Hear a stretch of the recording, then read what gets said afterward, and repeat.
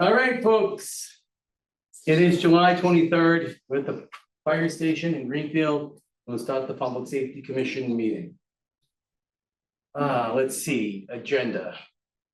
This meeting is being recorded by the Public Safety Commission. If any other persons present are doing the same, you must notify the chairperson at this time. Anybody recording the meeting? Anybody online recording the meeting? Folks unmuted online? I'm gonna record the meeting, so just give me a sec.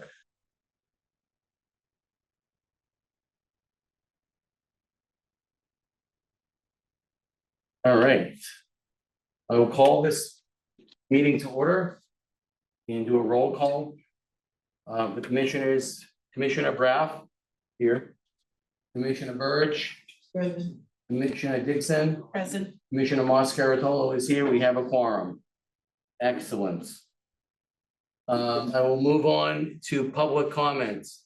Is there anybody in the room that would like to give public comment? Sure, you want to give your own public comment?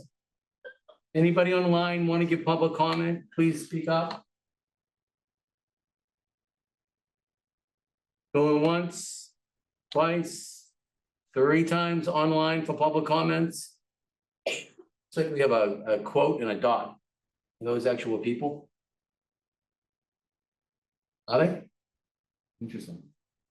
All right, nobody online wants to give public comments. We will move on. We'll approve the meeting minutes for June 25th. I made copies for everybody. I think everybody looked through them. Can I have a motion to approve the minutes? And a second? I'll second. Discussion. Any discussions? I'd like to change the name from present to Braff. Oh, yeah, that's a good idea. Seeing that that's your last name, that would make sense. Yeah. Just in We case. knew we were gonna have to update that. Just in case. Gotcha. Any other discussion on the minutes? I provided some feedback to Commissioner Burge already. She's gonna. So on the report by the chief, clarification on the role of the SRT, it was a request made by Commissioner Dixon, because she's not familiar with the SRT. So, thank you for that presentation that you did last week. Last month. That's, Last month. I'm less. So I'm a day late, hour short. All right, and there's a couple of other names there that I forgot the O on your last name.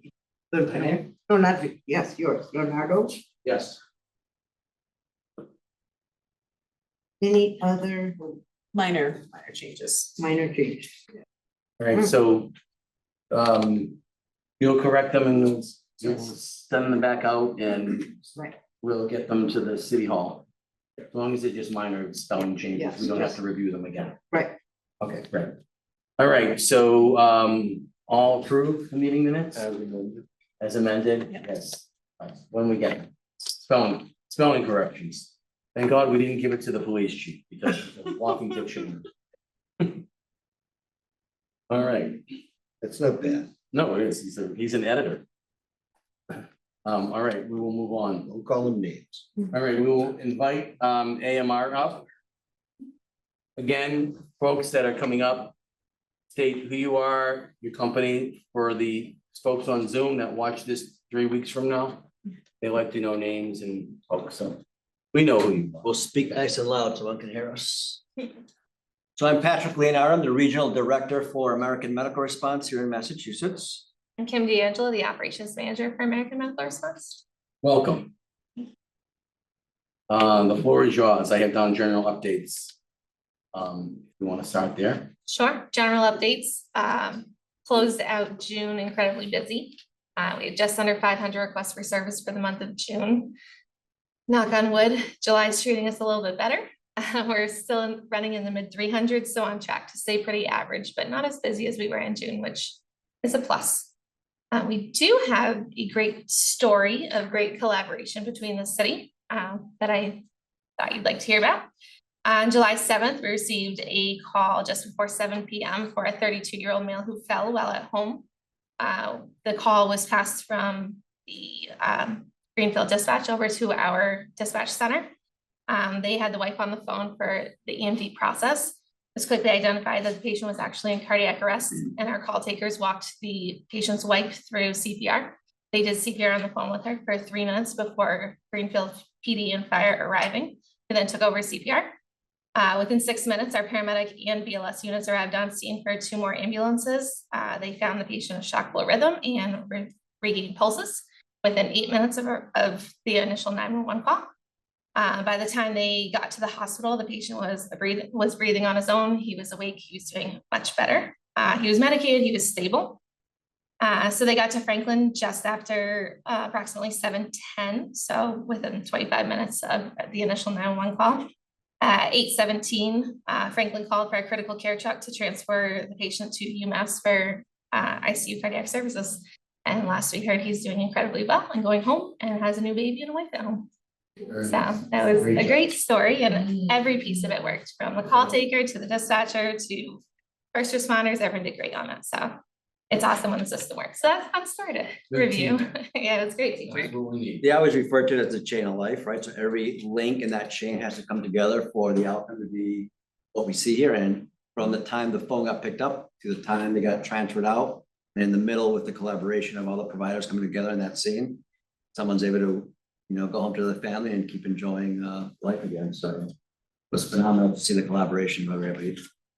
You don't hear those great stories most of the time, so we appreciate that. Any anomalies or weird things happen in June for calls? Outside of that great one? No, that was the beginning of July, but no, June was incredibly busy, but status quo, which is where we like it. You sent me the contract, right? But did you send me the monthly stats? I did not for July. Okay, I'll send it this so afternoon. send them to us, staff, we can review them. You got it. If you have questions. Staffing is okay for the summertime? Staffing is great. We actually did the last 2 new employment academies were just Greenfield employees. So the first batch of them is cleared in their shifts. There are 4 EMTs that were added. And then the second batch just finished the classroom portion and they're in ride time. We are in our annual shift bid time. So there's gonna be some changes to who's on what shifts and working where, but we are still incredibly well staffed, knock on wood. So let's stick with that. Any further questions from commissioners? Contract. How's that Yes, progressing? we're gonna talk about that, we haven't. Our next steps, we'll go through that. Overtime is good? Yeah, so I mean, the 20 years of service, through Springfield and now up here in Greenfield the last 6 years. As you mentioned, our recruitment, our retention's absolutely amazing right now. I mean, in the middle of summer, this is when we would usually be doing call-ins and mandatory weekends.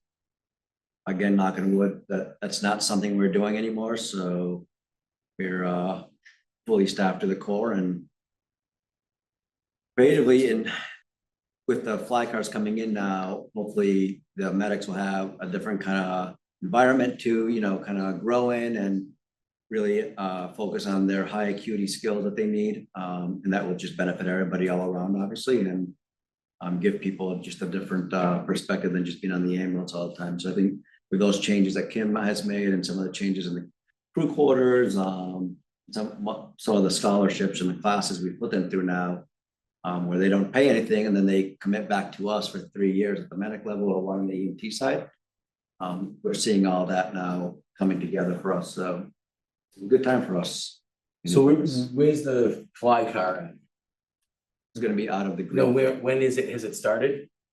It's gonna be, I'll have her talk about what it involves, like 7 days during peak time, with the new course schedule coming in, and then with your help, we're gonna do analysis of the volume that they're doing. And the amount of ALS that they're helping with, like the Greenfield Fire Department with, and then we'll tweak based on what those trends are, so that we can be flexible and making sure they're being used at the highest levels. So When does the program, when is it actually starting with the fly car, or it hasn't?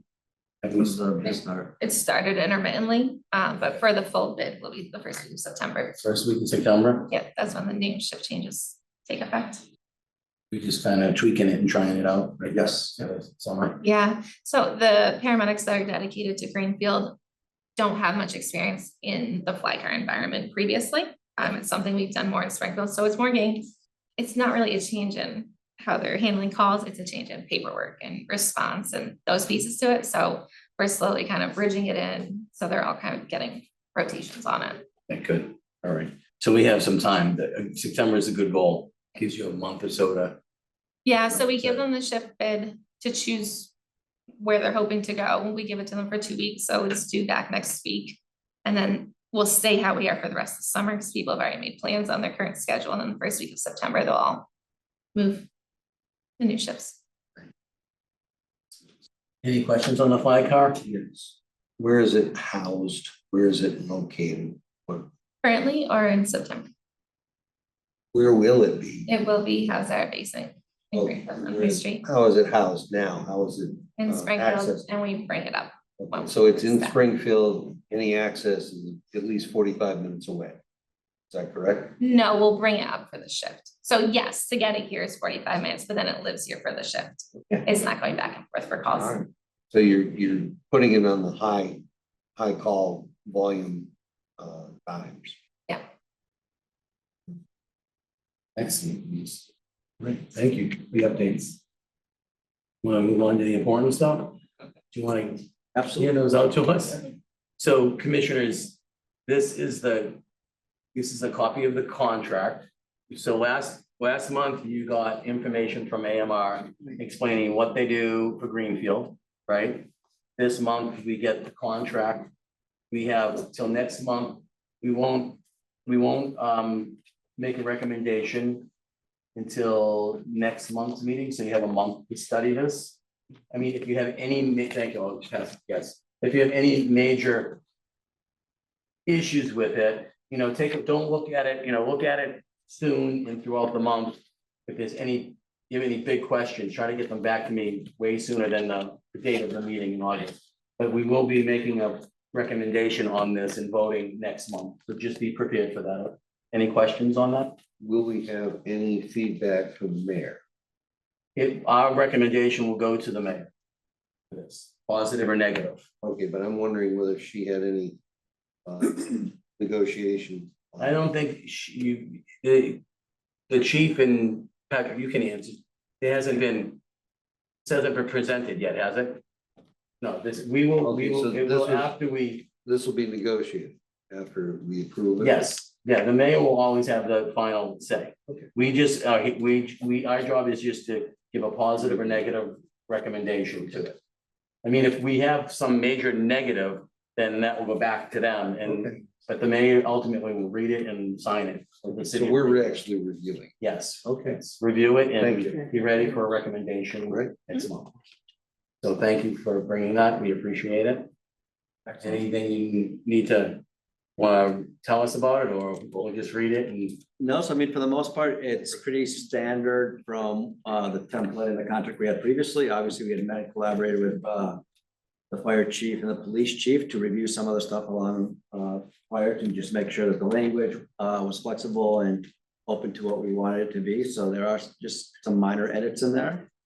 Other than that, there's no real major changes to it other than the deployment way of how the trucks may or may not get deployed to the schedule. But other than that, it's pretty standard and straightforward. No major deviations from the previous contract language that we have. all right. You including it. Last point, overtime. Yes, we talked, they didn't mention that, very minimal for them. What's that? He asked about overtime, but very minimal. The best part is it doesn't cost the city anything. Even if it was high. I like that it doesn't cost the city. All right, anything else? Might cost me something to my bottom. No, I think, like I said, I think we're in the best shape we have been in the 6 years that we've been serving the city, so I'm looking forward to the next 3, hopefully. Yeah, no, we'll be prepared to make a recommendation by next month, so thank you. Awesome. Appreciate it. Thank you. All right, I will ask the fire department to come on up.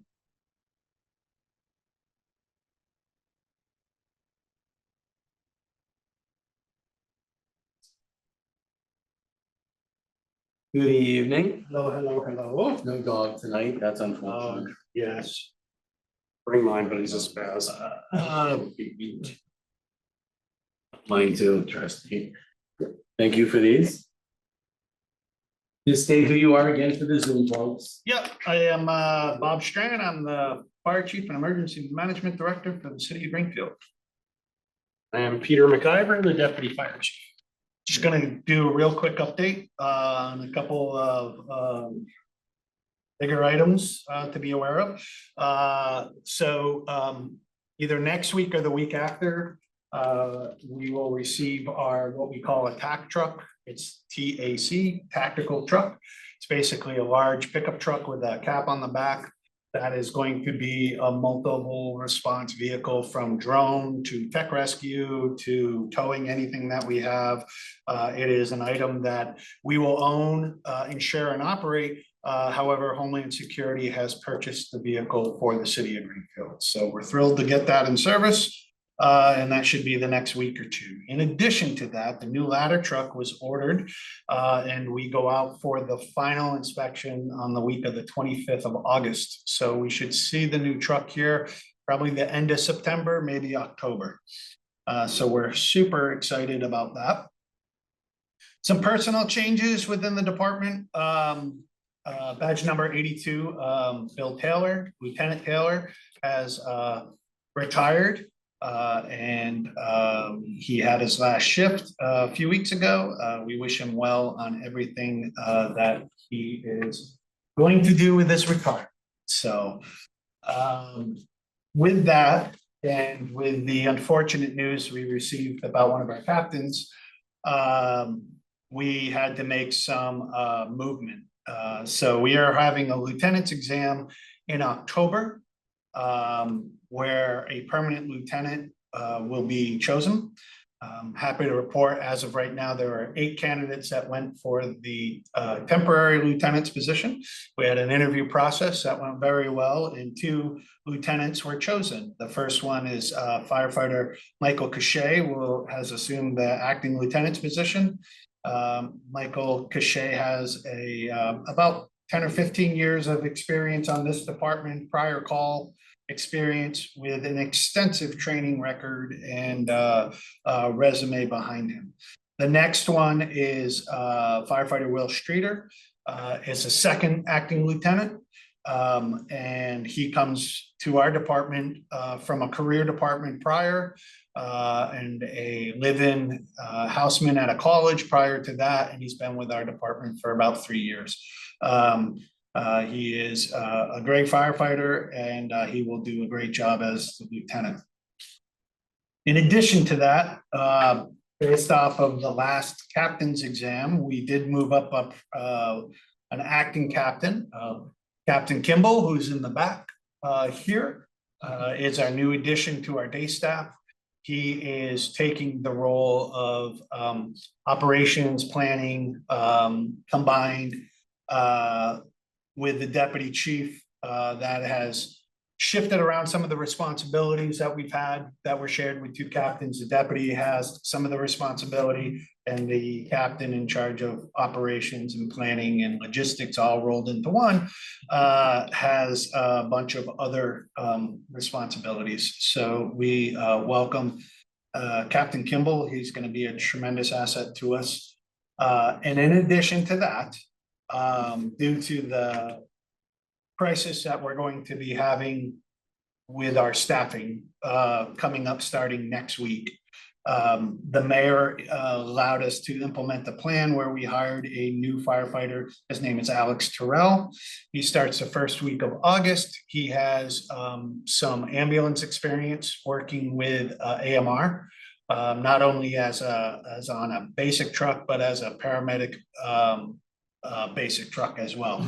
So that we're excited for him, and he will be starting the first week of August. We have a uniform update. You may notice that on Fridays, we wore red shirts. It was to support our troops that were deployed. Since most of the deployments for our troops have subsided, and because of sometimes looking like we are law enforcement, Don't especially, look like that. well, there's, That's okay. it's not that, it's just that You there's know. sometimes there's been safety issues brought up with that. And so to make it separate and to look completely different, we have gone to red shirts all the time. So as of July 1st, you'll notice that the standard uniform is a red shirt, which I am thrilled about. I think it's a good addition. It is a challenge to find reds that match each other, but it's I think it looks really sharp, and but you should be aware that that is the uniform policy change. So you'll see us in red all the time. He is, he's the demo for it. I'm trying to model it well for you Yes. tonight. It's the model. Yes, my shirts need to be embroidered before I wear them, but yes. So we're excited about that. So they're also being red, they're also lighter than a dark blue shirt. Summertime makes a difference, so. So we're excited about that. Going back to Captain Whitney, the firefighters local have T-shirts and stickers that are for sale. And they are able to be picked up here. There's been a tremendous amount of community support for our captain. He has a long road ahead of him, very challenging and difficult road. And the firefighters have rallied around him to support him. Welcomed him home the night with all of our first responder partners. Thank you to AMR and the police and everybody that was involved. It was quite emotional homecoming for him a month ago. You'll notice that on the sticker, there is a bee sticking with the community theme. That is our new mascot for the fire department. You'll also notice that next to the bee is a ribbon. It's a gray ribbon. You'll notice that a lot of public safety folks are wearing them on their uniforms, on their collars, to remind us of John every day as he goes through his difficult time. So our thoughts and prayers are with him and his family as they go through this very difficult moment in time. So the stickers are a contribution for, They're selling them. They're T-shirt. the fight comes through the fire department? the fire local. Fire. It can be picked up here at the fire department, but it's the firefighters local, the union Oh, that okay. is And can you do that online or do you call just call, I think. Come here. They can come here. The stickers are here, the T-shirts are available online. them? Okay. They're printed and shipped direct to you. The support for the Whitney family has been amazing. So more to come with John, I'm sure. Before we go on, I want to congratulate and thank Captain Kimball. Thank you. Do you feel all alone? You could come up and join them if you wanted to. I don't have anything to say, but thank you very much. Okay, well, we appreciate you. So good luck with your shift. Thank you. Appreciate it. We'll be seeing you again, I'm sure. So one of the items that I wanted to bring up was the bell. We have a Paul Revere bell that was given to the community a couple hundred years ago. And for about 90 years, that bell was in the bell tower of the firehouse. So being the firefighters that we are, when we own something and take possession of it, we take care of it and we see it through. So when we built this firehouse, we built it with the museum in mind, with the bell in mind to go into the museum. One of the things that we realized is we have a lot more things than we anticipated that are going into the museum. So we are reworking the museum to try to fit the bell. The bell will always have a home at the fire department, but I did reach out. It's at GCC right now. And they would like us to take back ownership of it, which has been our intent from day one. The fire department was never given up the ownership or the responsibility for that bell. And it will find a place here. However, with that said, with the new library, has the old address at 412 Main Street. They have a section where there's a kiosk that the bell may fit. I did ask the library if they would be entertained taking the bell. So it would stay at the location. It's been for 100 years, the same address. And quite honestly, there's more people that would enjoy the bell at the library. So the library had a meeting about it where there was some discussion, and then there was an article in the paper, and then some comments made out on our favorite web pages in town. The fire department intent has always been to maintain the ownership of all our historical items, and we will do that. However, there is options that may be better than it being here at the firehouse. If there is no other place that is going to be suitable for the bell, it will be here at the firehouse. So I need to be pretty clear about that. Okay, any questions about that? So it's not gonna, it's the libraries, it's not happening? No, we're still in talks Okay. about it. Yeah, we're still in talks about it. There's also another option on the table that's been brought forward. The bell does not have a home. It has a home. It's just there may be a more appropriate place for it. Yeah, it'd be nice if it was in a place where, I mean, the library is perfect. Historically, the library is perfect because learning goes on at the library. Right. And the historical learning of this bell and the Yeah. history of it would be tremendous Yeah, for kids and everybody else. We will find a place it'll be very tight, but we will find a place in the museum when it's done. But It's this- not homeless. It has a place to go.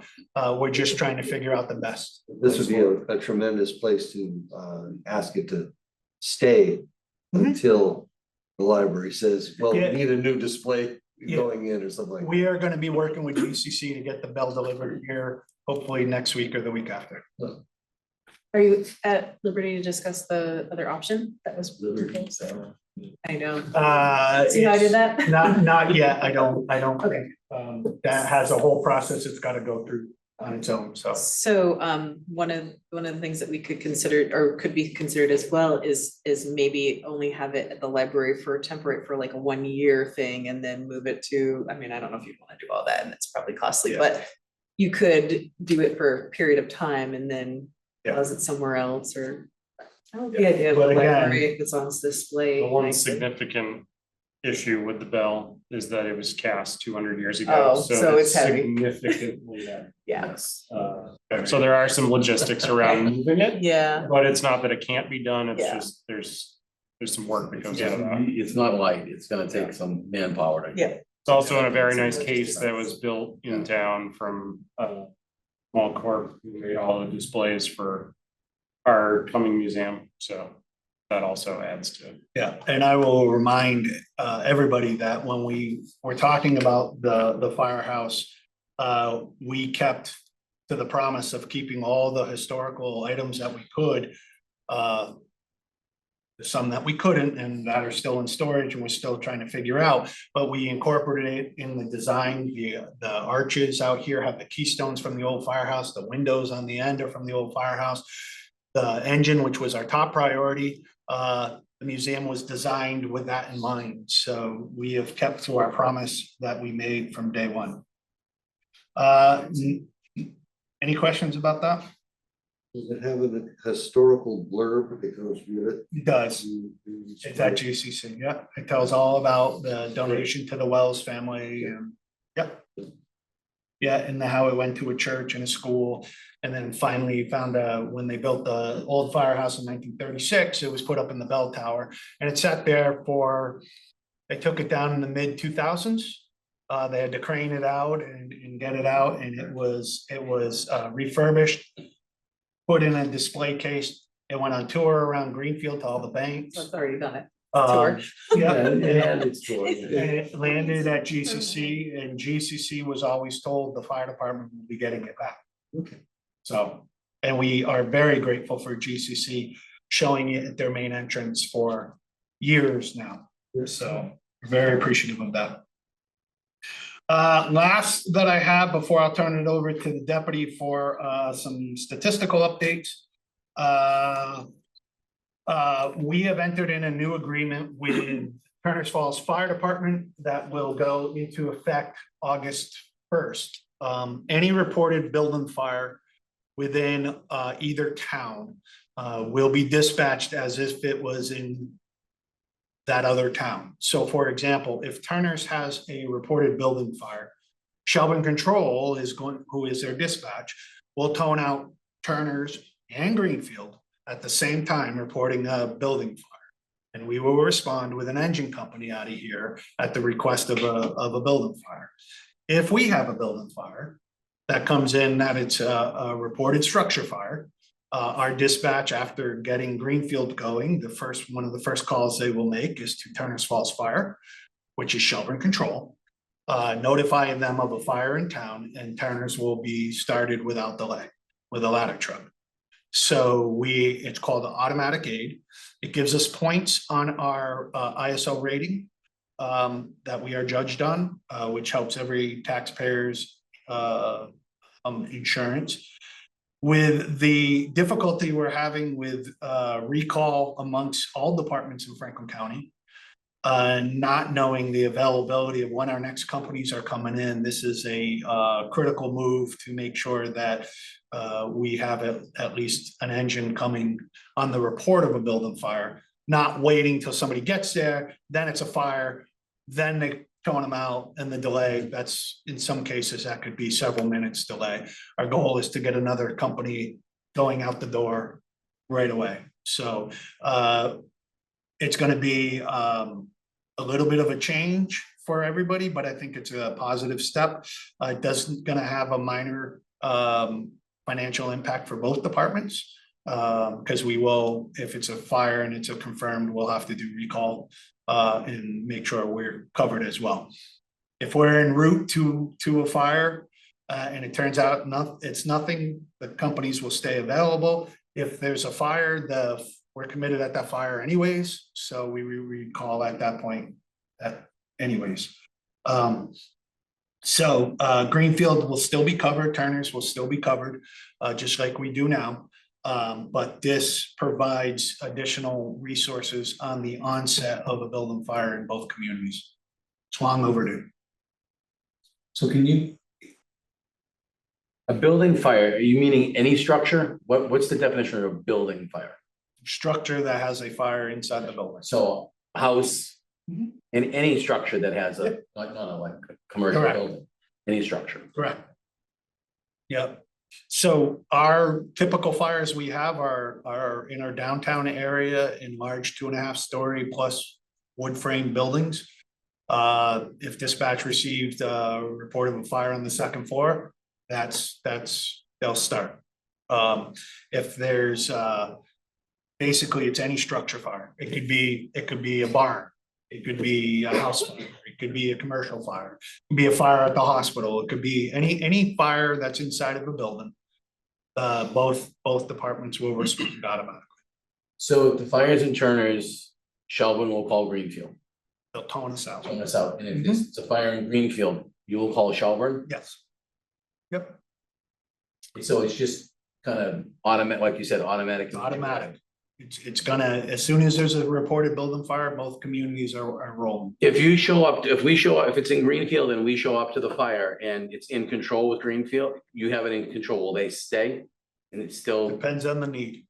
Because just because we have a fire and we put it under control right away, doesn't mean that those companies are available. So they may cover the city at that point. that's what I was gonna ask. Unseen, Will yep. they be the mutual aid for the Yep. city? They'll do whatever we Whatever ask you and ask. we will do vice versa. Advance. Yeah, it's a true partnership. It's very common in the fire service, and there's benefits for it. But I'm looking forward to it. It's having an extra company within the first few minutes of a fire is huge. Questions from the commissioners? Yeah, it's basically, on average, it's probably gonna save 5 to 7 minutes for an additional company to get there. So why do you think there's gonna be a little bit of an additional cost? Because it's mutual aid, so they're gonna show up anyway, even if this didn't happen and we needed somebody there, they would show up. So for Turner's, they do a recall anytime that truck goes out of town. So they're backfilling their firehouse on the report of the building fire. That's all the calls that they do. We do what we call a box. And a box, when we strike a box, it's a group recall. So if we're going to Turner's, initially, it's going to continue to be a box, which means that the tone goes out and it notifies the oncoming group, come back to the firehouse. Saves time on phone calls, it gets companies back into it. If we have a building fire,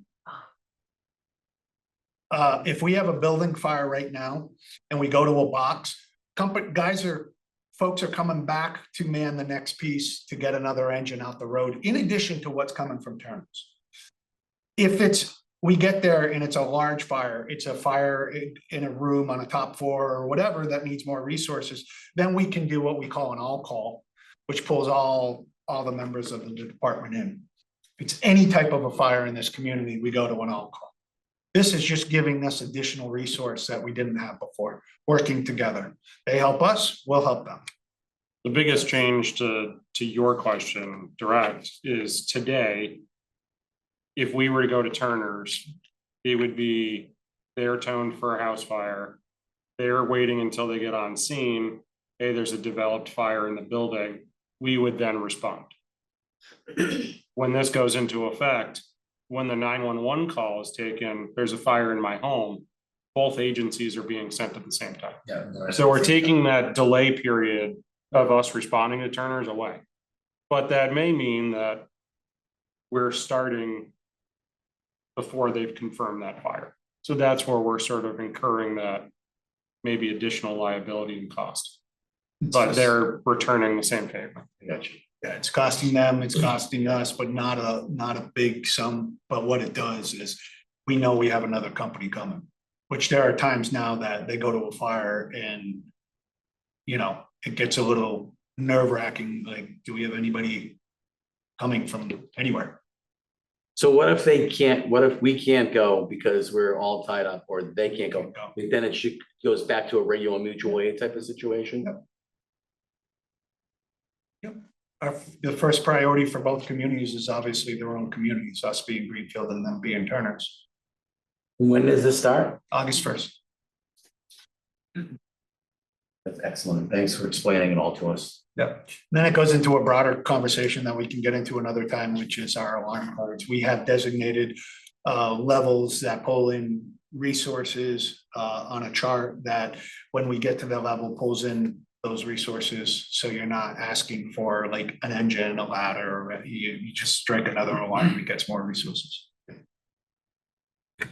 Thank you for explaining that. The deputy is going to talk about the response status statistics. So Captain Kimball sort of summarized what we've done since your last printed report, which was the end of April till current time today. We're pretty steady as far as our number of incident calls. But in the spirit of change and updating, also on August 1st, the data that you see at the bottom of the report and how we record that data is going to change for us. So the left side of your page where it says NFIRS or NFIRS, that's National Fire Incident Reporting System. That system is decades old and it was based around fire departments just going to fires. So those series numbered calls don't really represent very well what we do as an agency. So the National Fire Response agencies have come up with its replacement, and that is referred to as NERIS, National Emergency Reporting System. And that takes it out of these like very defined categories and makes it into more plain text buckets. So it'll be a little bit more clear as to what we went to and what we did there. So that part of the report next month will start to look a little different than what you've seen in the past. And hopefully that brings more clarity for us to be able to explain to the public what we actually do report wise. If I can, where that's gonna be important is like, if you look on the list under the reporting data, series 300 is rescue EMS. It's not just EMS calls, it's rescue calls. But people look at that and say that, you know, that's a lot of EMS calls. Well, yeah, Rope rescue, vehicle accidents and things like that fall under those categories. This new system's gonna This- break that out. This big chunk of the pie has always been looked at, well, the EMS is 60% of your job.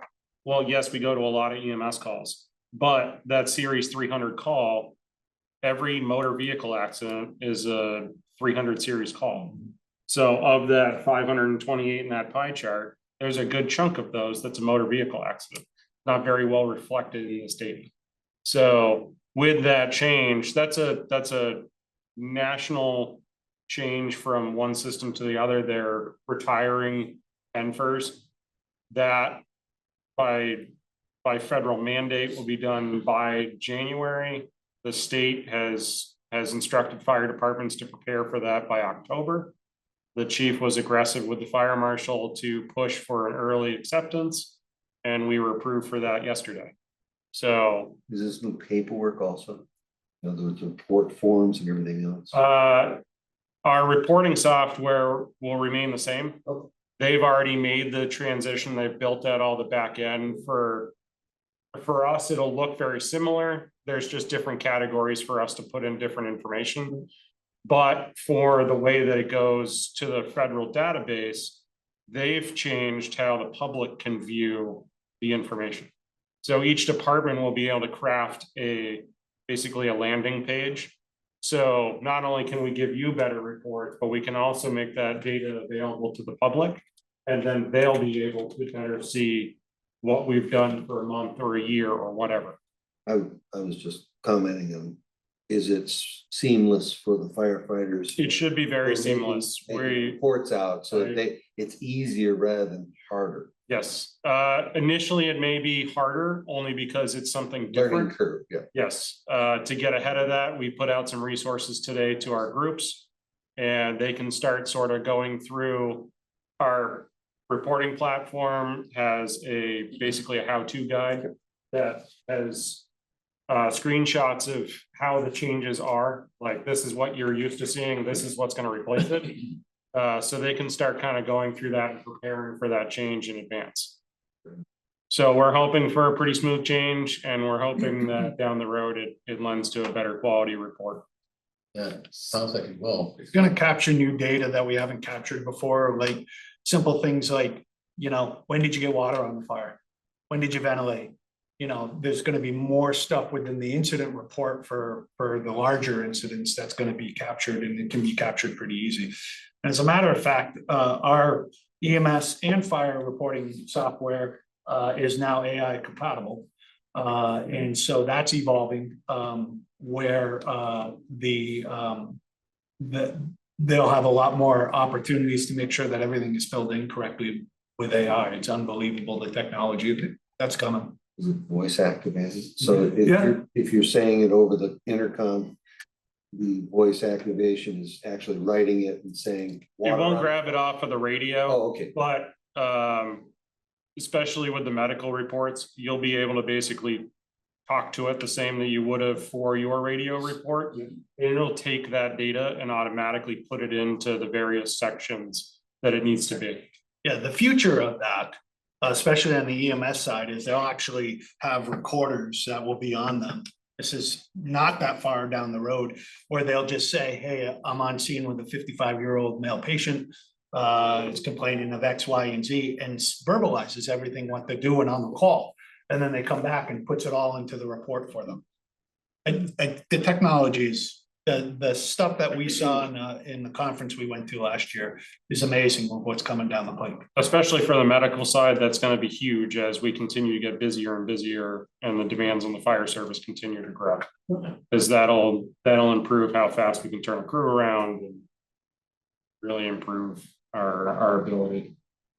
You want to talk about that? they already talked about it, Okay. but, so one of the items that we had, the AMR has already told you about that, and I will tell you that, that collaboration, working together on routine calls, when it comes to a big call like this, it goes seamless, and the crews are like one big crew, whether it's police, fire, or AMR, but when they work together, it's really something to see. I went to a call in the middle of the night where there was an unfortunate situation, and there was there was a cardiac arrest, and the AMR crews, two of them there, our crews and the police officers all working together. When I got there, I just stood back and really admired and was in awe of all of them.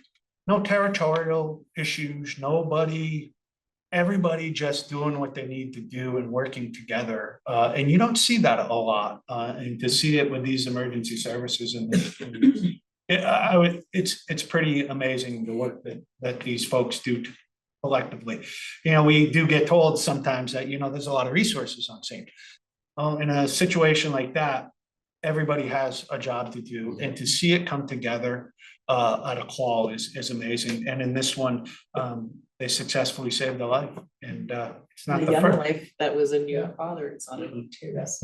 It's not the first, and it's not going to be the last, but I'm awfully proud of the emergency services in this community. I think we can also credit the training, because the more training everybody has, the seamless it gets.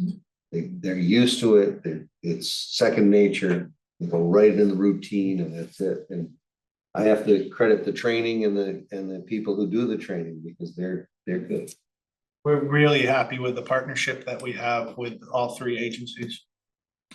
From this side too, I would say it's the leadership as well. So I think that your team is only as good as the people that are helping to lead it. And I feel like, as somebody who's just coming on to this commission, like what I see and what I hear is amazing. I mean, it's great, and it's amazing work that you do, and that fact that you're all able to come together. And like you said, there's no, territorial anything. It's just you come in, you do your job, you do it well, and then, you move on to the next incident. And that's what I think residents can only dream of or ask for, is that minimal amount of effort, but you guys go above and beyond. And I think a lot of it's the leadership too, the training, the leadership, teamwork. Thank you. Thank you. That's all we have.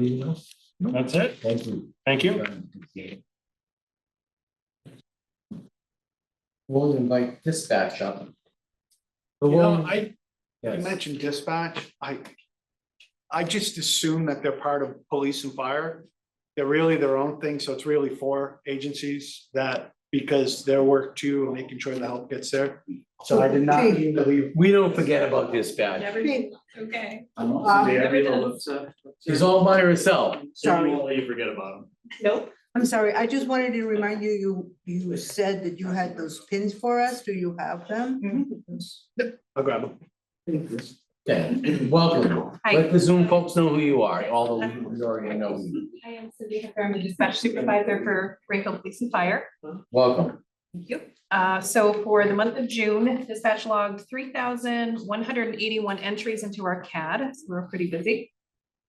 We had into and out of our 911 system, we had 2,067 calls, so also a lot. I would like to mention, actually, sort of keeping along the lines of teamwork and working together, all of our agencies. We did have a call yesterday. I was actually working the desk yesterday with one of the dispatchers, Josh Arell, who is a very good dispatcher. We took a call yesterday for a young child. I think she was 12. She and some of her friends had gone up to Poet Seat, and they left her behind, and she was missing in the woods, and she didn't know where she was. So she thankfully called 911. I took her call. I kept her on the line the entire call. Josh got all of the agencies going, police and fire. Using our mapping software, I was actually able to send the chief, Chief Strahan, a snapshot of where she was on the map. They worked really well together with us, and we found her. She was uninjured. She was unfortunately stuck in a place where there were some rocks and things, and she couldn't quite get from where she was, but I was very proud of all three agencies working together, and Josh, the dispatcher, did a fantastic job as well. And I wish that you folks could be in dispatch when some of these things are happening, just to kind of see like the controlled chaos that's going on. But I'm very proud to work with all of these agencies. And I would just like to say, I know we don't really talk about AMR much on our behalf, but anytime that we ever interact with the EMTs, the paramedics, the truck staff, some of the most incredible people I've ever worked with, very professional. They do a great job. And I just think that they are great folks, and I don't think they get enough credit as well. So let's see. Unfortunately, in June, we were essentially down 2 of our per diem dispatchers. One is on maternity leave, and one was finishing up nursing school, as I mentioned, I think in our last meeting. So we only had 2 per diems helping us out last month. They covered only 48 hours, unfortunately.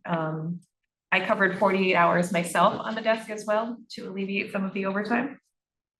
We did have 136 hours of overtime, but June is kind of the start of our vacation time, so it's kind of expected. Unfortunately, we are losing a dispatcher, a full-time dispatcher, Johanna Giode. Johanna has decided to move on from us, which makes us very sad. She's been with us since 2021. She has grown tremendously in that time, and she's been a very good dispatcher. She brings a lot of personality to our team, and we will miss her very much, but we definitely wish her well in her future endeavors. So I wish her luck. The chief had advised me that the mayor approved us to fill the open position today, thankfully. So, and we actually do have one of our per diems who is very interested in coming full-time. So we're hoping it's going to be a seamless transition. There won't need to be any training for her. She's ready to go. There's some things to work out with it, but I think hopefully within the next month or so, hopefully we'll get that and get her in place. So let's see. Plan to fill position. Yes, for sure. I mean, because as we all know, the amount of overtime, I mean, anytime anyone takes a shift off with us, we have to fill a chair. So it's a lot. The overtime is a lot. The burnout can be pretty significant. And so we want to try to prevent that as much as possible. So, as I mentioned in the previous meeting, our training grant had been submitted. I'm still waiting for a response from the state from that. Hopefully they'll get back to us soon so we can start our training for the new fiscal year. We also submitted through the state, they offer something called the Support and Incentive Grant. So I did submit the grant application for that as well. I'm actually going to give you the grant guidelines for that so you can kind of get an idea of what that is and what it covers. There you are, and here's a couple of the other. Yeah, thank you. So basically what that does is it helps offset personnel costs, payroll. It can cover consoles, furniture, dispatch chairs, and any equipment related to enhanced 911, printers, headsets, that sort of thing. So anything to help offset the cost to the city is. So the What's available? Put them on it. The 38,908. That is part of it. There's another amount that should be added to 38 that. million. Well, that's the entirety of nice. what's. I wish. That's available for I the whole believe- fiscal year, apparently for all of Massachusetts. For all of Massachusetts. I think it's around 142,000 is what we would be eligible for. So once I hear back from those 2 grants, I'll definitely update you guys on how that goes. The only other thing is I have asked a couple of the dispatchers if they would be interested, and they definitely were, in coming up with a outline for a 911 education in the elementary schools. So we are starting to put something together for that. Hopefully by September or October, we will have something concrete and we can approach the schools about it. Have a lot of materials and a lot of things that we can share with the kids. I know, and I think in our last meeting, we talked about the young girl, I think she was around 9 or 10. She actually called 911 reporting a structure fire. So it's very important to get that out to the kids. Absolutely. Can't Can't wait to see that. Absolutely. We're excited as well. That's what I have for the month, unless you have any questions. Have you endeavor to find a new or 2 new per diems for the outfit so that you can start training? So I was actually given some information on someone, a friend of an officer who works for Holyoke Dispatch, full-time. She's been full-time for a few years, I guess, and she's interested in coming to us per diem. So I will be in contact with her hopefully this week or the beginning of next week. Like to fill that per diem.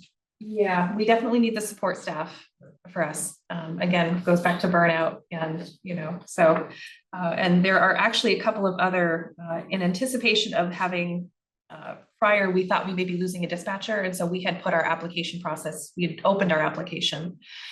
So we did have, I think, 15 or 20 applicants. 2 of them actually do have dispatching experience. So we'll be reaching out to them as well, to see if they're interested in, unfortunately not full-time, but to see if they're interested in a part-time or per diem position. So then I would just have to put the requisition into the mayor and to finance to see if they would approve that. So yeah, but I will update you guys on our next meeting with how that's going. You've been on the desk minimal time or? 48 hours. In June. It was, 48 yes. hours for you in June. So far 48 in July as well.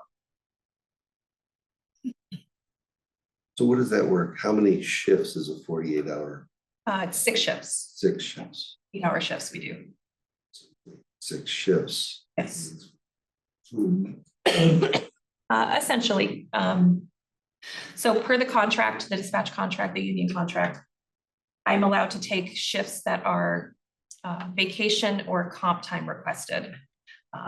Those are shifts that are offered to our per diems first. I can also cover those if I choose to. Sick time and personal time is offered to our full-time dispatchers first, so they have a right of first refusal for those. But it's definitely, with the change in this last contract, it's definitely opened up the number of shifts that are available to per diems and the number of shifts that I can cover now that I'm not in their union. So again, hopefully offsetting the cost a little bit of with our budget. So. Thank you. Thank you. All right, thank you. Dum-dum-dum. All right, we will ask the police department to take the stand. State your name, rank, address. Serial number. Serial number. Let's be fast. Just like Dragnet. Just for the Zoom. Thank you. Just the facts. Just the facts, that's all we want.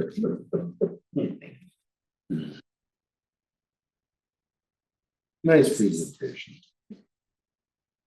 Welcome yourself to the Zoom, folks. Chief Todd Dodge, Miss Green Deputy Chief. Get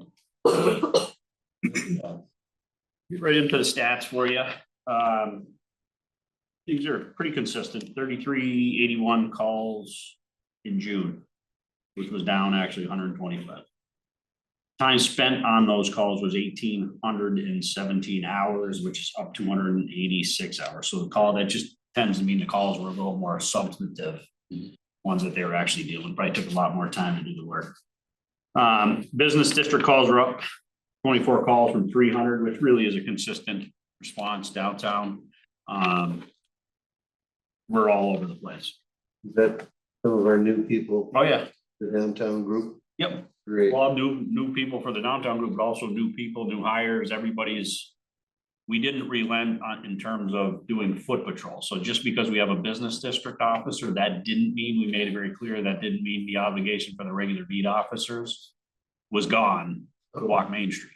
Everybody, including us, is walking Main Street. That's the deal. So we're down. Yep. In June, we issued 156 incident reports, which was down 34 from the previous month.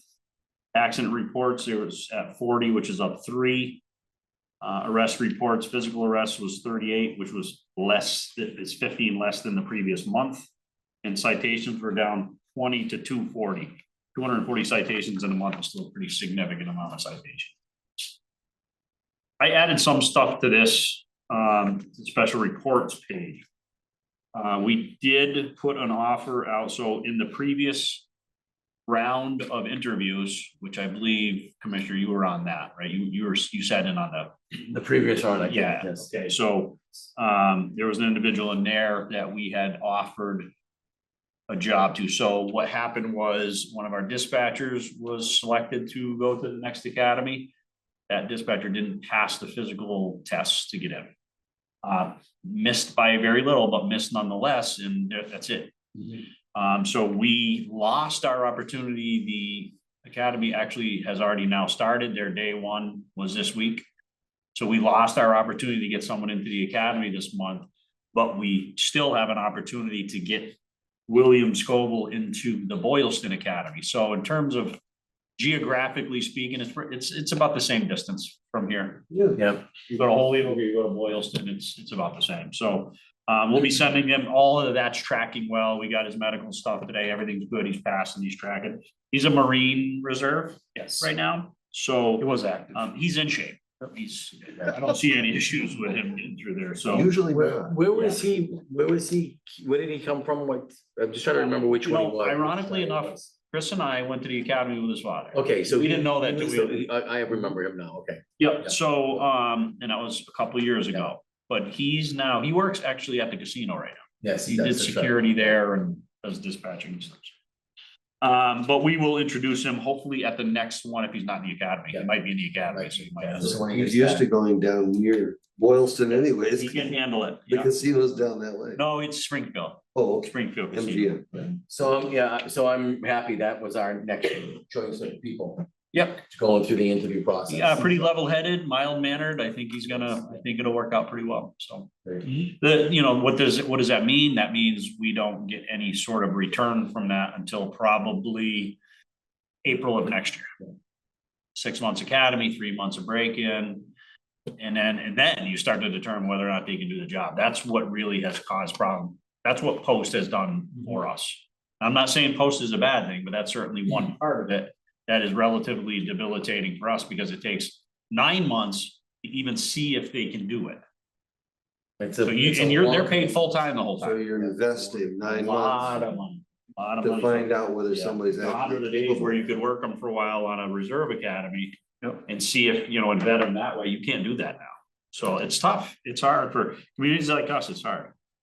This will be our first academy in quite a few while. years. Yeah, it's been. Yeah. Officer Moreno and Ippolito were the last ones to go through, and I think they're on 4 years now. Yeah. Yeah. So it's been a while, but I think the choice is a great choice. He's local.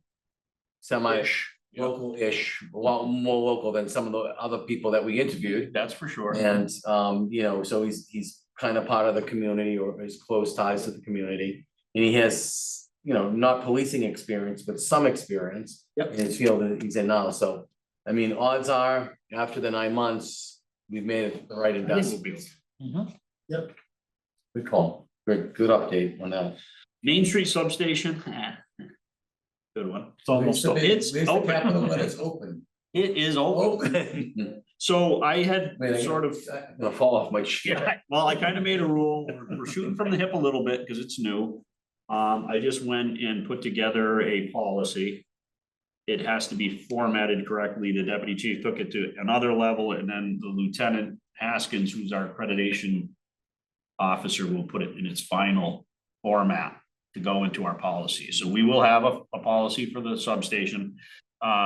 Basically that explains, maintenance, when it'll be staffed, et cetera. So I basically put out to the command staff this week that we owe it to the city to actually post some hours. There will be some solid hours there.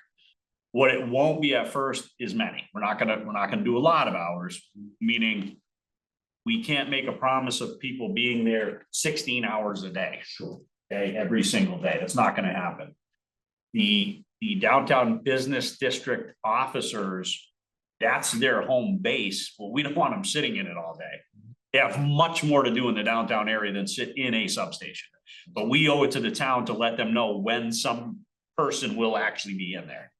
What that doesn't mean is not every time you go is it gonna be an actual police officer. You could go in there and see Maria sitting there. You could go in there and see the sheriff's deputies there. Mhm.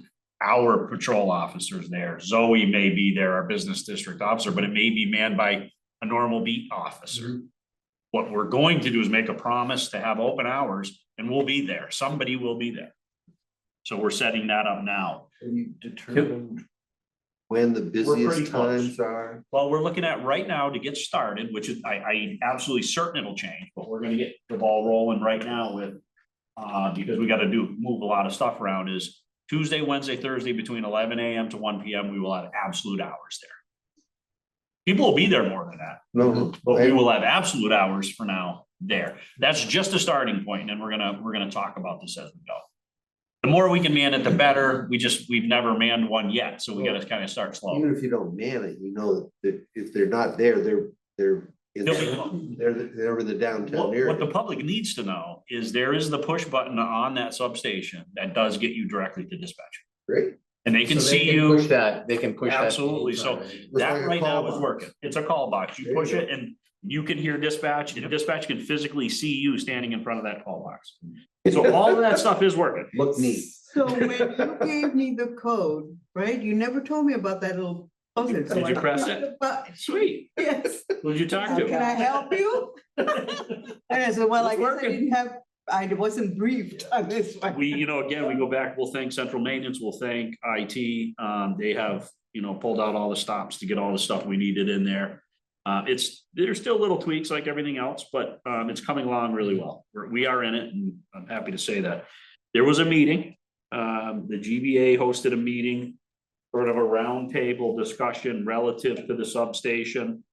The mayor called me, I was kind of asked to not be there, so our business district and our special unit sergeant wanted to kind of spearhead that meeting.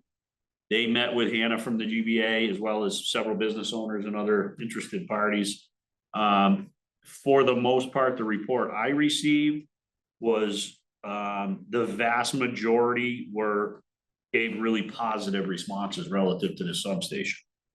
One spoke to the fact that the assumption was we have retinal scanning or facial recognition in it, which is You don't have the money for that. we spend so much on a substation already. Trust me, you don't have any facial recognition software. They thought because of the tint on the window, which I'll explain, that we're doing surveillance from. It's absolutely. Basically, we were told that their constituents will no longer show up in Greenfield because we have a substation. The likelihood, from my perspective, and I'll probably eat this, is fine. We're gonna protect people. That's what it's for. We want people to stop in. We're probably gonna be giving waters and things that people need. So call us what you want. The entire concentration behind a substation was to help people, not to hurt people, not to investigate people. It literally is. So if you want to keep going with the narrative that we're bad, I can't help you. I'm just done hearing it. So the tint is on the windows because we are a CJIS agency, and there's a CJIS workstation, the Criminal Justice Information System. We can't show it to the public. So we have to tint the windows, because if anybody looks in and sees how small that substation is, if we didn't tint the windows, you're going to see our computer. I can't show you that computer. We're not trying to hide. We're not trying to do anything like that. We cannot legally show the data that's sitting on top of that computer screen. So we had to tint the windows, and the tint came out horrible. We're working on getting that done. Can we, before the substation policy goes public, can the Public Safety Commission get a chance to look at it and review it? Absolutely, 100%, yeah. Yeah, easy. But again, I appreciate the fact that the overwhelming majority is in support of it. We're moving in the right direction with it. I truly believe it's gonna be an asset to downtown, and it's gonna build bridges, continue to build bridges between us and the. Any business downtown will feel better, hopefully, unless they're in the illegal business. But we gotta do it right. Again, the truth is, we have to do it right. But that's public, That's exactly right, yeah. that's the public We service. have to be trusted, and if we are down there like stormtroopers, and sure, we might as well just assume we're gonna pack up and leave. We are there to help. That's what this is all about. So that's what we're gonna try to do. Community service, basically. 100%. That's what this is designed. So We'll we'll, thank Zoe and Megan, because they did attend that meeting and they've been integral in stuff. so will the co-responders sit down there on occasion too? Or when they're not? Right I mean, now, the they- sky's the limit. It's not really designed that way. That conversation really hasn't been had. But there are absolutely some mental health stuff downtown that they go to regularly, so I wouldn't be surprised to see them in there from time to time. I mean, the public needs to know that. It's, the building is there to help and better the downtown community of Greenfield. Well, if Some folks are never gonna like it. There's a purpose for it, and the overwhelming majority of people I've talked with, business owners and non-business people, think the presence has been great. I mean, I drive down Main Street and I see the offices chuckling and laughing and giving kids things and helping people out. I saw one of the offices helping someone across the street the other day, you know, because all that construction that was in the middle of the road by the bakery there, and you know, this is a good thing. We've always done, for all those out there that just inherently hate cops, I invite them to come hang out with us. And they're going to see that we're not who they think they are, or we're not who they want us to be, I guess, is probably a better way to say it. We're actually good people. And everybody working out of that substation is there to help people. There's no question. Would it also be a convenient location to do paperwork if they had? That's exactly what they're gonna, that's why we have a computer there. That's why we have to tint the windows, because they're gonna be working on it. It's a full workstation. Well, that's what I'm saying. So that if they don't have to be in their car, you know, doing it, they could actually have a sit down. Yep. Well, they're walking the beat, so that's their office. Well, they're walking the beat, except we are going to have a physical body in there on specific hours. Oh, yes. But so, for instance, my point is, even if Zoe, who is designated downtown business district officer, Zoe has a particular mission. It's not necessarily her that's gonna take the time to sit in there during those open Yeah, hours. it could be somebody else. You might have work to do, but we are going to ensure somebody is in. But If somebody it has a lot happens of- to be Zoe, then it's Zoe, but it's not. Somebody gonna has a lot of reports to finish up. Sit in there and do your reports and That's what I'm kill saying. two birds with one stone. That's what I'm saying. It'd be perfect for Yeah. backup. To the point where right now, because it's just getting started, it will be filled to the extent that even if we don't have options, it'll be overtime. They'll have to say, we have to give this to the city. Somebody is going to be in that building during these particular hours, and we're gonna try to expand on them over time. But we're gonna get a little snapshot to see how this goes, and we're not jumping into it. We want to see how productive it is and how the community takes to it. So we're gonna dip our feet in the water and see how it goes. So What is the late night for downtown? Is it Thursday now or Friday, or they don't have a late night anymore? there ain't any. No, there's not one Okay. anymore. It used to There be used to that be, yeah. Friday used to be a be late night every till night. 9 o'clock. When we started, every night we had to be down at bar closing for Mhm. 1 o'clock, every night. Oh, yeah, back in the 90s, yeah. Now, Saturday, you don't have to be. Back in the 70s, it was only, It's our busiest times are. You are definitely. Ray's Cafe. So will all shifts use the office downtown? I mean, will the They overnight? all have shift use access. it? They all have access. They all- The overnight shift, there was not a lot of expectation. There's not a lot of foot traffic or anything. What you do see from the overnight shifts is they are absolutely walking the beat and checking doors and finding open doors. You check the logs, they do this all the time. Yeah. So what their primary mission when they're not doing, responding to calls is premise checks. They are checking everywhere. I guarantee if you live in Greenfield, they drive by your house and they look at your door. That's what they're doing. They're making sure people are safe, businesses are, closed up and secure. They physically check doors on Main Street. I think just looking at the log over the weekend, I know there was at least one door found open that they worked on securing. Yeah, it was an odd place too. It was out of Yeah. the outskirts. too. Yep. It was, but they're finding, they're trying to keep people safe, so it was always the job of the downtown patrol to check and make sure check them that out. somebody didn't remember to lock their place, that they did. There's some old school stuff we're back to, stuff, the way I like to see it is stuff that worked back in the old school. That's what we try to reintroduce again. We woke that back up, the walking and checking and talking to people. David Bedoya Face would to be face. proud. Moving on to report stations, there is couple little things left. Maria did see it, the other day, yesterday, day before. It, in my opinion, looks absolutely beautiful. And again, with a small budget, we went to work and spruced up the report station. So for those who have seen what it used to look like, please come up, take a look. And even if you didn't see what it used to look like, please come up, take a look. We're once again proud of that little project. Where we're at now is capital is gone. So the capital that was prescribed for those particular things is now spent. So the final purchase we made was for replacement lockers, which is a hefty replacement cost of about $170,000. We will talk about that. Yeah. What's that? We won't talk about that one, Yeah, okay. it was a good one. But again, that was the end of what the capital was designed for. So all the projects that we needed to get done are getting done. You see smiles on officers' faces walking around. They have a more sterile and aesthetically clean environment up there. So we paid a little attention to them, and in my opinion, it's paying off. Can I backtrack? Yeah. I know we have a kiosk downtown. Would it be a smart idea to try and have a little kiosk note to tell them that the downtown station is open there? So we're gonna post it, but we're also, the special unit sergeant and the lieutenant is working on sort of a sandwich board. It's either that or the deputy chief suggesting maybe a flag that says open.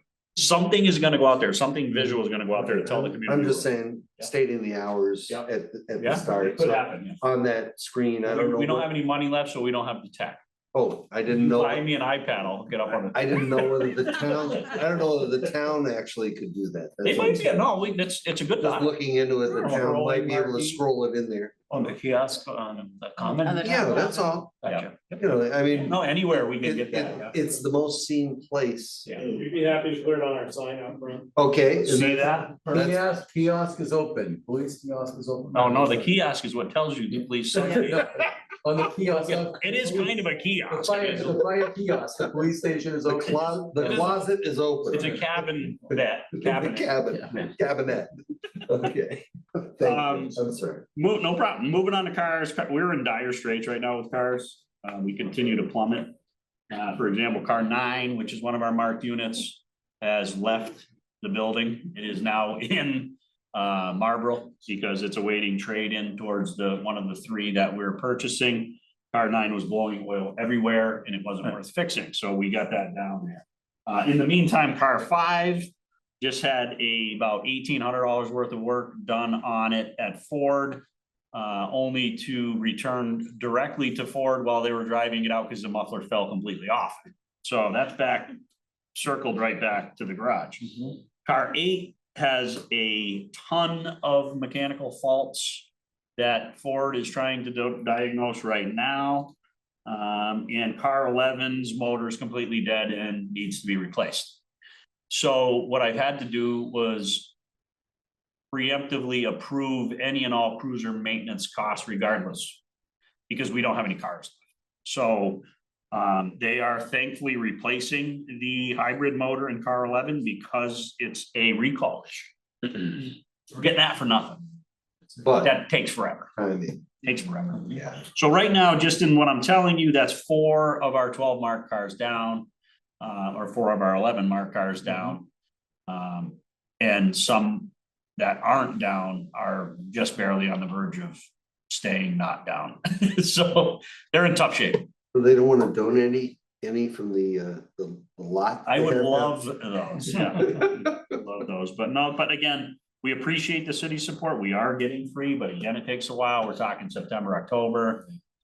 Which segues into one of the last things is I reinvigorated the conversation with Carol Collins about getting our EV charger installed. So we had gotten a quote from one vendor quite a while ago to run a trench and put a 2-place EV charger in our parking lot.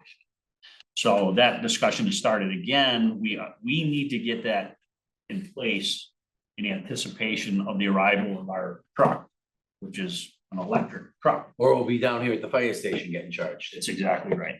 Yep.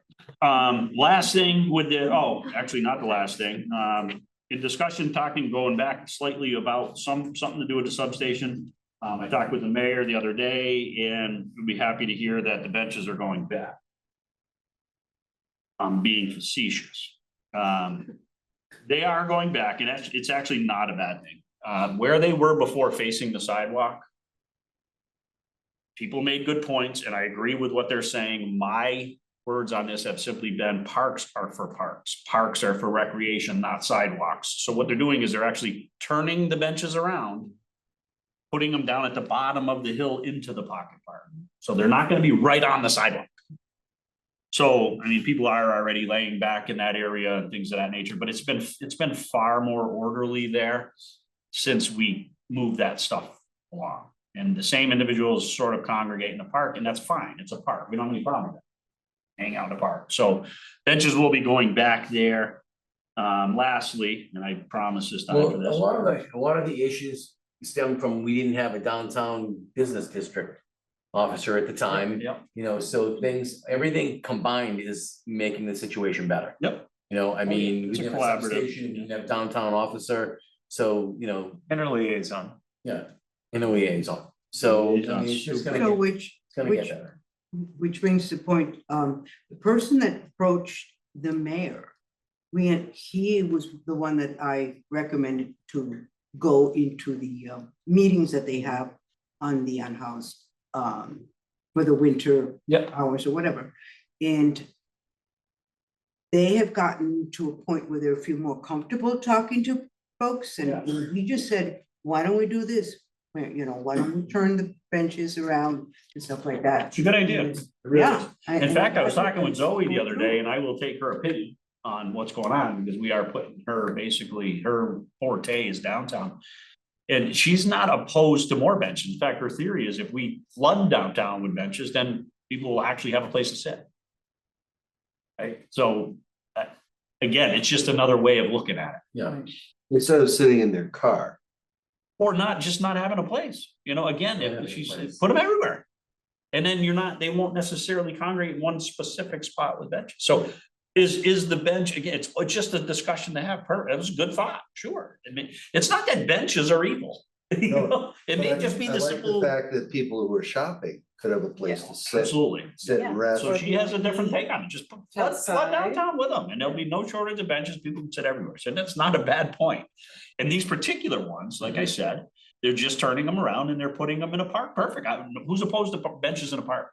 I don't oppose So benches in a park. they're gonna face the park instead of face the Just face street. down Mile Street rather than sit adjacent to the sidewalk. Yeah. Which is where they were, which, again, even then, it's not a problem, but 40 people would congregate. Oh, yeah. And that the park that could accompany 40 was 5 feet away, going out in the park, that's all we wanted. And it worked at this point, but there had to be some pretty big steps taken, so.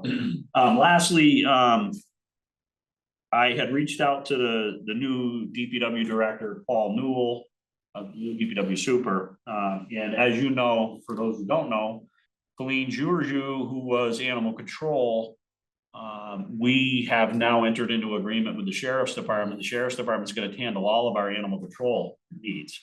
So, which is saving Greenfield money. But with that ended Colleen's job as Greenfield CEO. So HR got together, unions got together. Actually, the deputy chief had made a suggestion, which worked out perfect. It was the perfect fit. Recommended a central maintenance job for Colleen. And as it had it, Joe Puggs had the need. So Clean has now started with central main. So he didn't skip a beat. He kept going with Greenfield. He was already in today cleaning the filters on our HVACs. He's going to be a jack of all trades. My next concern, as you know, with the projects that we're handling and the projects that you see, we put a lot of our time and energy into sprucing up roll call and sprucing up dispatch and sprucing up our report stations. The one thing that continues to fail is the aesthetics of the outside of our building. And I truly believe, and thankfully the new DPW superintendent, the mayor, and everybody else agrees that pride is a big deal. And showing up in a work environment that looks well kept and is neat and orderly and clean does a lot for the employee. And ours and many other buildings in Greenfield have been on the let go for years, just years. And it's no one's fault. I'm not blaming anybody, but Paul is on board with saying, you're right. Our buildings should reflect more professionalism. And he thinks Colleen will start doing some of that stuff. I mean, our stuff is all overgrown with knotweed, and I mean, you can't even see out our windows anymore, and we don't keep it up. There's no possibility of having the jail. They've done stuff, but they can only do so much. Okay. Yeah, I was we need wondering. to get on a normal plan. One of the things, and one of the biggest things that I can't believe we haven't replaced yet is the guardrail along our parking lot. Yeah. Because we all park along High Street, and any day a car could careen over the bank down on High Street, and it will be a fatal. And it used to be a guardrail there. Yeah, no guardrail. At the end of it, for any of you who've driven into our driveway, it's a pinch point at our driveway because it washed out. And for a decade now, we just haven't fixed it. So there's a concrete and a steel drain that there's an orange traffic Cone. barrel on for It's 10 cone. years, 10 No years. longer a cone, now it's barrel. So we need these things. I just, for me, it's a, you know, it's a morale builder to have an aesthetically pleasing environment to come and work to. We did our part on the inside. We can't really control the outside because it's union issues. You just can't go to work with the whackers, right? So, question, you just said that you could work in the inside, but can volunteers, community people, you know, work on the outside without? We just had to get it cleared with the unions who are in charge of that thing. So DPW is the groundskeeping Oh. union in Greenfield. So and I'm not saying it would happen today, but what happened in the past was one of our retirees, when he was working, actually dropped his plow in the driveway and they came after us. Yeah. He was just trying to help, obviously, like push some snow. But the DPW union tore us apart that year. That was probably 10, 12 years ago, but I'm not gonna say they're gonna argue now. They've been short-staffed forever, so they'll probably be like, thank you. But again, the history is still there, and we can't just assume we can go out and take over that responsibility. When we first moved into this building, Chief McCarthy hired Snows always did our landscaping. And not that it has to be Snows, but it was a bidded out landscaping job. Obviously, somewhere along the line, the city didn't want to pay for that and said, well, the DPW will take care of that. DPW hasn't been able to properly take care of it. So it's fallen to the wayside, and take a walk around the property, you're gonna see our custodian comes in and parks her car. We laugh every day. She's parked into a tree that's hanging down off the back by her salad bar. Can I ask a question? They do make J barriers. They also make block, interlock. I'm just wondering, would interlock blocks down that High Street side be smart? Because Anything would, they're anything. 2.5 ton, Yeah. you know. Anything right blocks of now, I cement. tell you what we need, what alls we would need is what we had, because it's also has an aesthetic to it, is 6x6 posts and railings. No, I understand. Pop them in, roll some, you know, like a post and What I'm rail. saying, isn't the DPW? You probably have some of those, yeah. What do they call them, mafia blocks or something? Right. Something like that, yeah. And talk to a concrete company, they usually make them with everything that comes back. I think it's just a matter of logistics. They haven't been able to work it out. It's not on the top of their list. No, okay. I'm just saying, Yeah. we should be more creative, so. I think so. No, 100%. You know, we're always thinking, and again, and I get it, you know, I'm not criticizing, and I'm very careful to say that, I'm not criticizing DPW. We got a lot of projects to work on. The last thing they're worried about is a barrel in our driveway. I get it. But at the same time, we have these kind of competing interests. I want my place to look nice. So. I'd love to see the Boy Scouts do something, but again, that's We got the union. cadets, union's a big deal. Yeah, Okay, we don't want to offend them. there you go. So you can do, you want to talk to some of this stuff? Yeah, the only thing I want to add to all this is our two speed signs are up now too. Where did they go? Speed signs, River Street and Barton Road. Those are temporary? Oh, no, these are fully. The ones from the grant that we received, Okay, where are we? River Street and Barton Road. Yeah, I've seen them on Barton Road. Know the barn? Remember the barn discount furniture, discount food place? Seen that. Right on the corner of River. This one's gonna be- right there. A permanent one, it's not the mobile one anymore. Right. Yep. Well, the one on Barton. Oh, there's a Road, permanent I've seen. one. Yep. Right. Yeah, it's permanent. It's 30, 40 miles an hour, something like that. Does it give you the blue lights when you're going too fast? No, Don't. just Oh, you red. know, so you were going Flashing through red. that? No, when I Oh, was did I speeding. say it that didn't out do anything. loud? I'm sorry. He was testing it as. Sure, I write that down. He was testing it at. It's well placed. Yeah, no, that's good. The more the better of those, I think. Well, Yeah, I the think end also process. Berniston watches the upper Barton and, you know. I like those. It has been a point of contention with people with fast cars like it because it's. Well, they check their speed on it. Well, these will shut off at a certain mile an hour over, so you can't speed check yourself. I'm saying, no, this people that like to Check speed my because truck. there's a flat road out there. Yeah, unfortunately. It's been like that forever. Yeah, absolutely. So on the budget report, we spent all of our capital money on all the projects. The drainage out back, including the shed replacement, dispatch and lobby renovations, building and report station renovations, including roll call, and replacement lockers, which just happened a couple weeks ago. Got to go ahead on that. So all the capital that was approved for us, we put it to work. So some dramatic changes on the internal. Lockers are for safety. They A are. lot of things. These are, they're putting their equipment away every shift or whatever and picking it up out of the lockers. So Yeah, the if you- lockers are. Next time you go up, you can see what we have now. And I can show you what we're gonna get, because the SRT team has the same type of lockers down in their room, so. You can lock our lockers right now all you want, then go up and just go. That easy and they're open. They're 30 years old. They're 30 and they need to be replaced. No, but I'm saying you want something safe Oh, yeah, and non-accessible, that's right. because again, we're dealing with fireworks. So, thank you.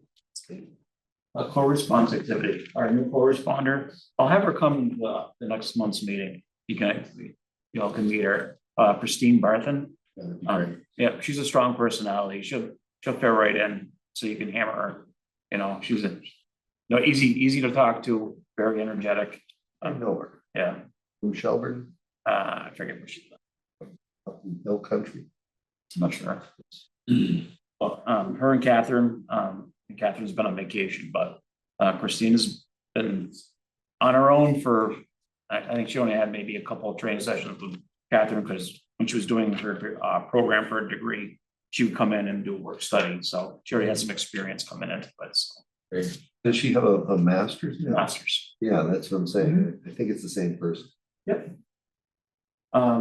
So they had 19 calls last month.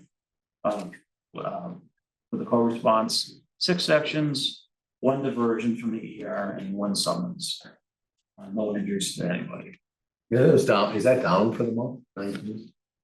That's pretty consistent, actually. It's just because, again, Catherine was on vacation. They traded off. At some point, you're gonna see them come up because we're done. We're gonna get back to 2. Yeah, What these numbers don't really include are the phone follow-ups that they do on their own, because there's the initial response to the person's home.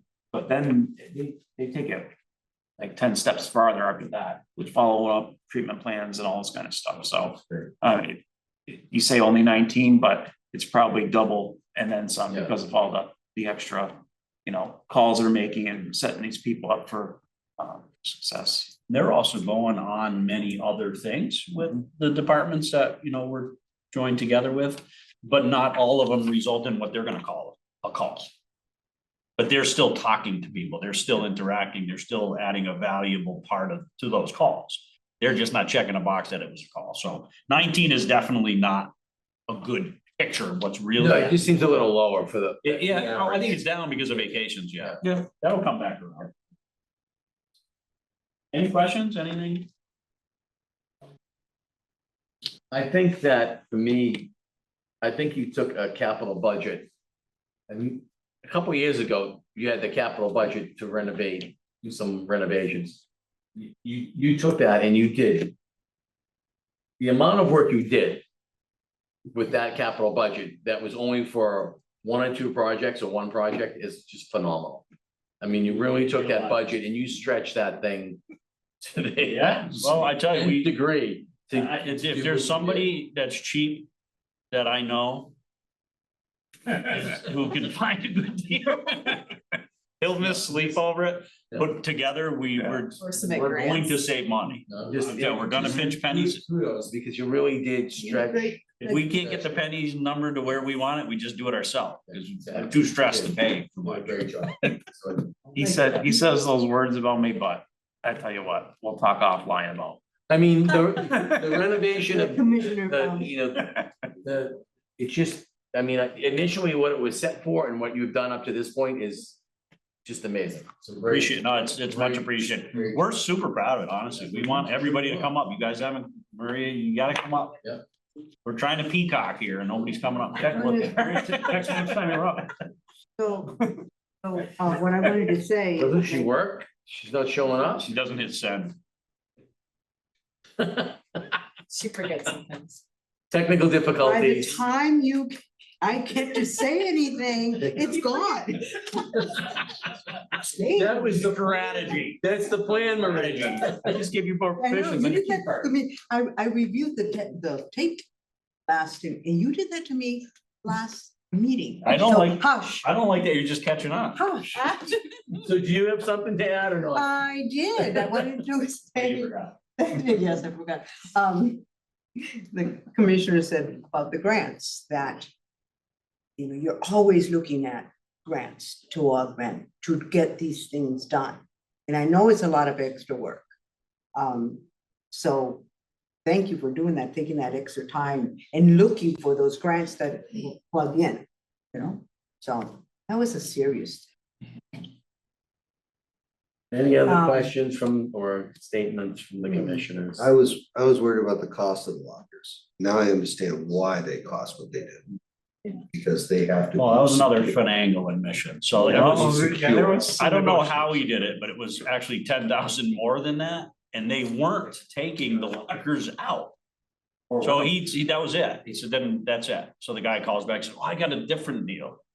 He cut a couple grand off and took the lockers. I'm like, I don't know how he worked that. Playing Okay, hardball. came at us with a cheaper price and The steel recovery now is worth something, I guess. You can get more for the steel. I get, you know, and again, we were gonna take advantage of that, but the work to get them out was gonna be, they're all wired in. And they're trimmed in, they're wired in, and that's why they didn't wanna do it. But he said, okay, that's fine then. Couple $100,000, we'll go somewhere else, or so I don't know what his little ploy was. All I know is he sent me the next one about an hour later and said, it's cheaper and they're taking them. Ridiculous call. What a fight that was. That's a good use of the remaining capital, so. Well, we really do have to taper down the work because we've already been such a burden on central maintenance, and this will be an addition. Yeah, and I said, we can't do that. We can't assume they're gonna come in and wire all these things. They're already straight out, so.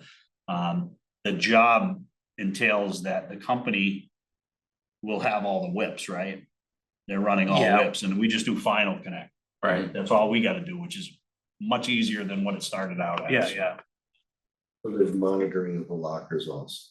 What's that? There's monitoring of the lockers also. Yep. So anytime something gets opened or closed, it's. No, we don't have key, not a RFID kind of thing. They're locked. They're, you know, again, inspections are done, but not like open and closed inspections as they go. But the problem right now is we're accredited, and at the very least, they have to be able to lock. Mhm. They have to lock, and we can say they're locked, because they do go through the motions of the lock, but I can literally go up my finger, just go boink and pop it right open. So it's not good for us. It's not a good safety thing. So luckily, the rest of the building is secure, and randomly people can't just come in, but Yeah. that day we need secure lockers. Okay. I changed that. I can go in your office now? You can make it all the way to his office. All the way to my office? I graduated. Such a thing. Guys, you might want to think twice about that. Right now, all you hear is. Like Maria's here. I texted him. Any other Right at comments? We started the rumor about the retinal. Any other comments from the commissioners? I'm sorry. Can I have a motion to adjourn? Someone. Can I have a second? Second. Thank you, everybody. Nick, can you shut the recording off?